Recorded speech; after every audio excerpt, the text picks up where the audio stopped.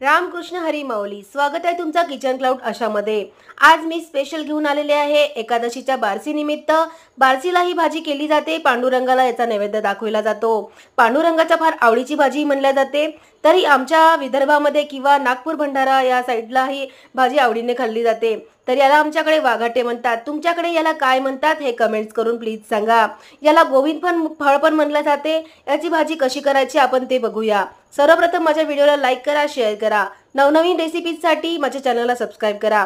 वाघाटीला स्वच्छ धुवून घेतलेले आहे, त्याला फोडून घेतलेले आहे। त्याला फोडताच येतात, त्याला कापता नाही येत, त्याला फोडावे लागतात, दगडाने ठेचून घ्यावे लागतात आणि त्याचे जसे मीडियम साईजचे तुकडे निघाले तसे आपल्याला त्याचे घ्यायचे असतात। त्याच्या आतील घर काढून टाकायचा असतो, फक्त सालीचा वापर करायचा असतो। आता आपल्याला फोडणी घालायची आहे। कढईमध्ये थोडंसं तेल घातलेलं आहे, बारीक चिरलेला कांदा आणि हिरवी मिरचीची पेस्ट घातलेली आहे, ती चांगली होऊ द्यायची आहे।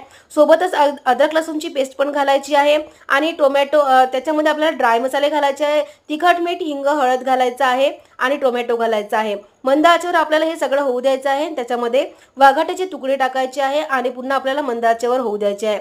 आपल्याला हवं असेल तर याच्यामध्ये आपण चिंचेचं पाणी ॲड करू शकतो किंवा नाही टाकलं तरी चालते।